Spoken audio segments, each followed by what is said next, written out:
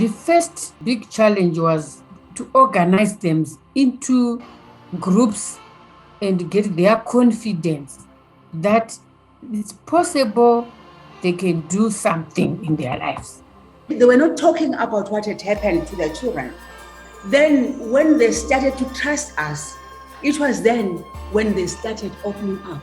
We started doing health education about HIV and AIDS and what had killed their children. We didn't have funding. We had nothing. Even for the things we thought we could do, it was sort of impossible how to start those projects till we started getting funding from Canada. Canadian grandmothers had heard the call and were stepping up. Just 2 years into the campaign, they had already raised $2 million.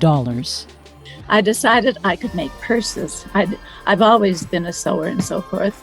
I'm not particularly good at it, and some of the first purses were awful. But I realized very quickly that women were really interested. They would buy the purses just to support the cause. With our humble beginnings in Regina, probably about half of the core group, the founding group, were not grandmothers. We were just smitten with the movement and what was happening. We didn't feel like we needed to be a grandmother to join. We've done farmers markets, we've done music evenings, we've done African jewelry sales. We've tried so many things and are always game to try something else. We've done a number of fundraisers, and a couple of them have been fashion shows, including way up in their 80s grannies, part of it.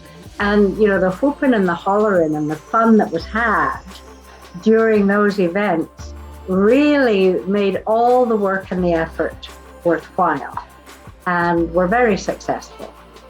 With new funds and a deep desire to demonstrate solidarity through action, the foundation hosted a second gathering, this time on African soil. 500 grandmothers from 14 countries reconvened in Swaziland, now called Eswatini.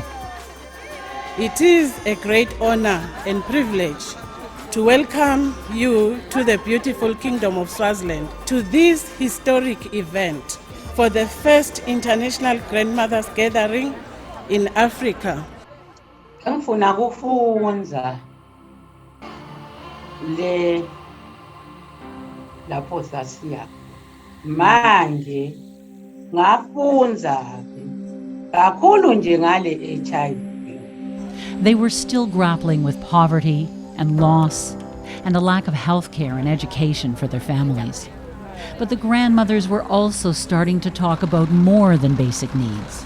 This time, their agenda included preventing gender-based violence and land grabbing, securing pensions, and keeping children in school. You need other people to work with you. You need other people because what my organization is doing best, that organization can do well.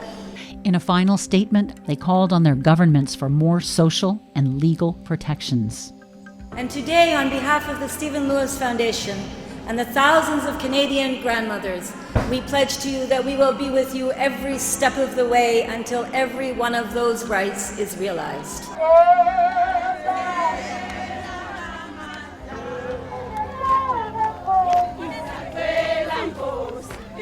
One went to Swaziland. I enjoyed, I ran, I exchanged ideas with Canadian grandmothers. My fellow grandmothers from Africa, they just wanted to share. So they could share their experience, how they cope with the HIV and AIDS. The grandmothers from Swaziland were saying, Okbonso. That they told us it means you unite and then you start that you can do great things. Okbonso. You unite, you start, you can do great things. That was exactly the message when, in 2013, 5 African grandmothers bravely took the stage at a People's Tribunal in Vancouver.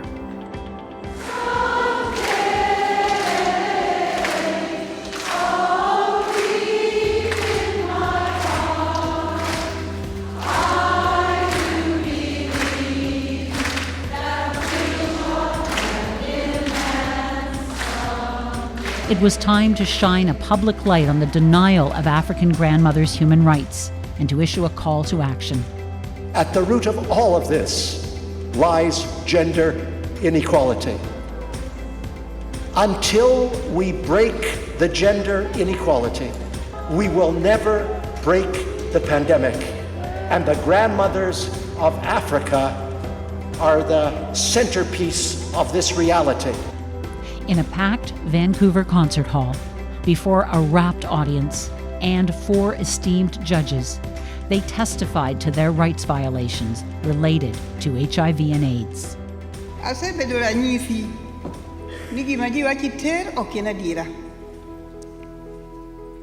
Nikech kata ok oteri nyithindi ok nyal tho. An ok otera to nyithinda ok otho kendo gi ngima. Amor kendo jogweng' wuoro. I'm a leader in my community. I have learned so much about how to counsel and mobilize other grandmothers, encouraging them to have hope, understanding their rights, their healthcare entitlements, and access government programs. I know the work is not finished yet, and that there is more to be done.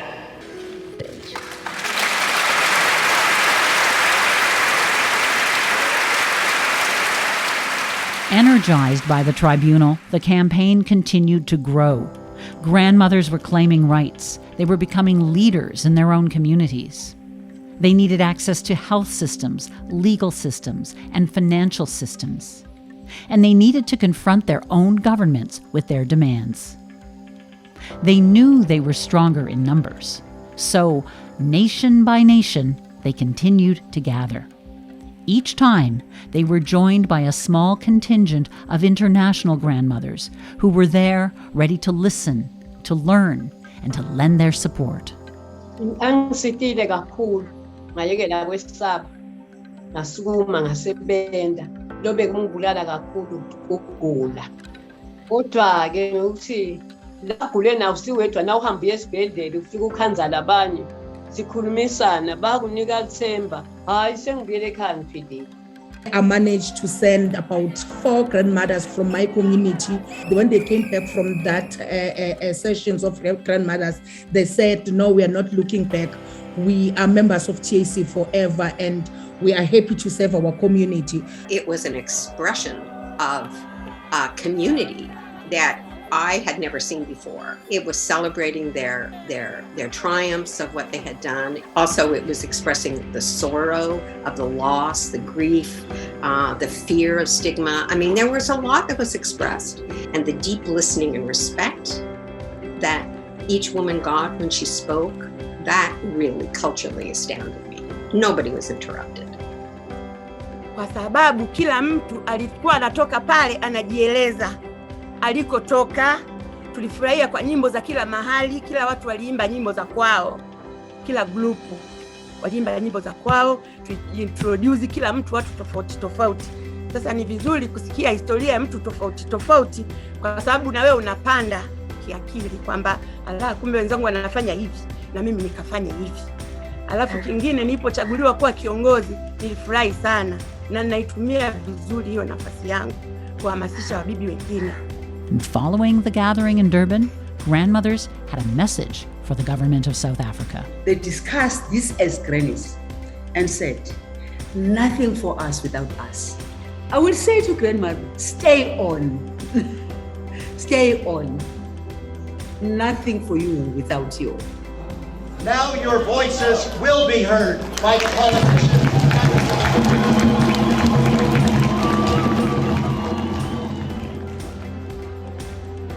After every gathering, grandmothers presented a statement outlining their demands, calling on government, the private sector, civil society, and members of the international community to support their vision for the future.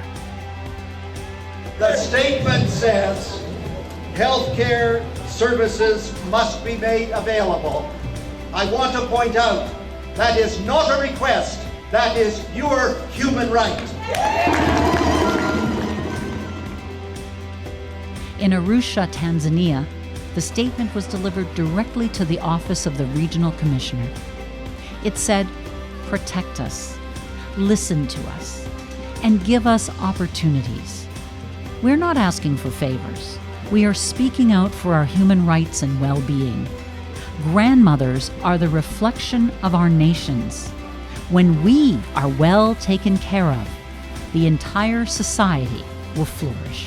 This is not politics, this is prosperity of women, prosperity of grandmothers, prosperity of children who have been deprived of the lives of their own parents. These are very, really important, particularly for a large country like Tanzania. There was a real sense, I would say, that the gathering had achieved something, that it had put the struggle of the grandmothers in the forefront of political discussion then. So they were just hoping that, finally, that their voices would be heard and would be amplified as a result of this gathering and the march. That is an experience that I shall remember for the rest of my life. Wabibi ni nguzo ya taifa letu, lakini Tanzania imeendelea kuhimili kwa sababu sisi Wabibi tumeweka uhimili mkubwa. Grandmothers would no longer sit on the sidelines while those in positions of power made decisions about their lives. They deserved and demanded a seat at the table, and there was no looking back.